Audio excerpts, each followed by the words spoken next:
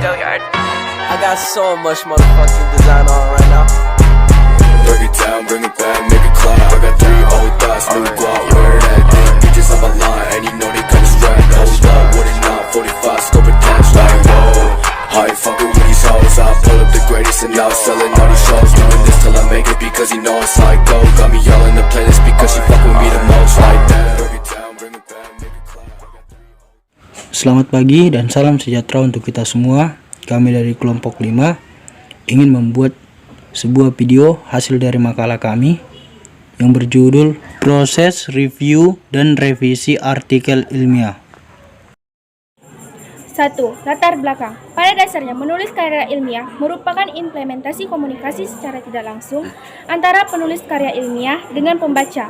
Dalam komunikasi tersebut, media komunikasi antara penulis dan pembaca adalah komunikasi tidak langsung.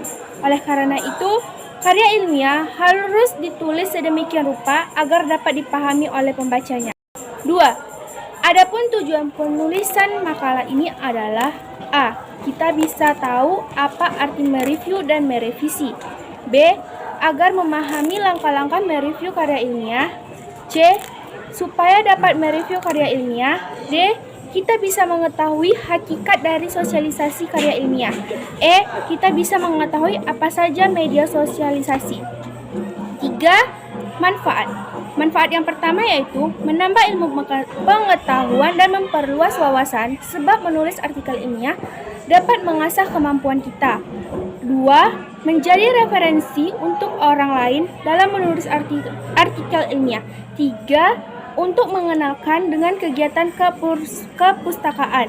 4. Meningkatkan perorganisasian fakta atau data secara jelas dan sistematis. 4. Pembahasan dan isi. Artikel ilmiah dapat dibedakan menjadi 2 jenis, yaitu artikel ilmiah hasil penelitian dan non-penelitian. Artikel ilmiah hasil penelitian merupakan artikel yang terkait ruang dan waktu, kemudian ditulis berdasarkan hasil penelitian yang telah dilakukan sebelumnya. Artikel ilmiah non-penelitian itu merupakan artikel yang mengacu pada semua jenis artikel yang bukan laporan penelitian. Artikel ilmiah non-penelitian menelaah konsep, teori, prinsip, modal atau produk, kesimpulan dan saran. 5. Pengertian.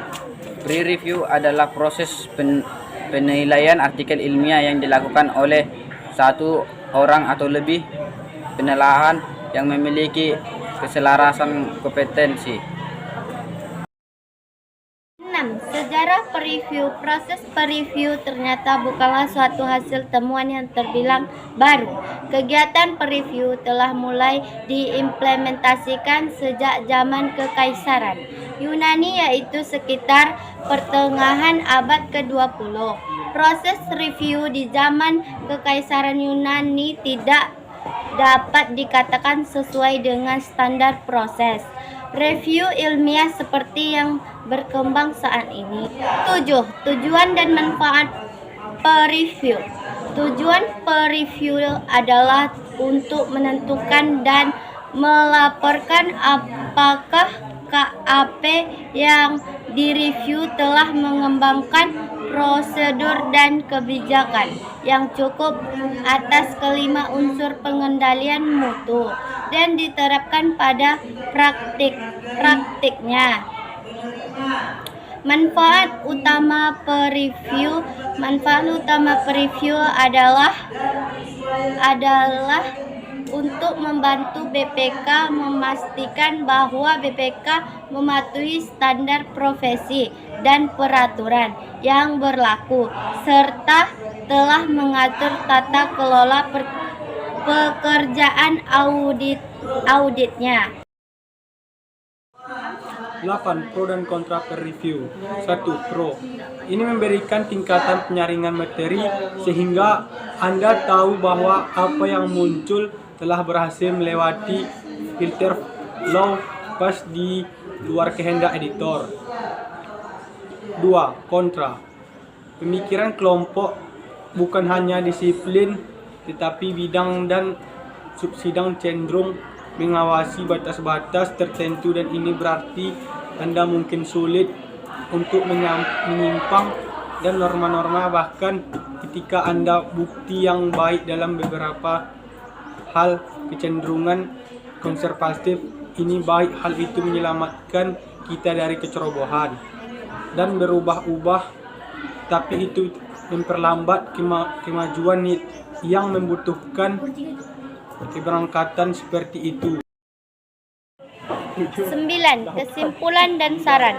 Kesimpulan sendiri masuk ke bab penutup dan menjadi satu bab dengan saran. Jika penulis akan menyampaikan sejumlah saran kepada pihak-pihak yang terkait, menyusun kesimpulan perlu menyesuaikan dengan kaidah yang ada sehingga bisa menutup karya tulis ilmiah dengan baik dan benar juga. Saran biasanya terdapat di bagian akhir atau penutup. Hal ini bertujuan agar para pembaca bisa menganalisa kekurangan yang ada dalam karya tulis ilmiah yang kita buat dan menjadi rujukan untuk perbaikan dalam proses penelitian.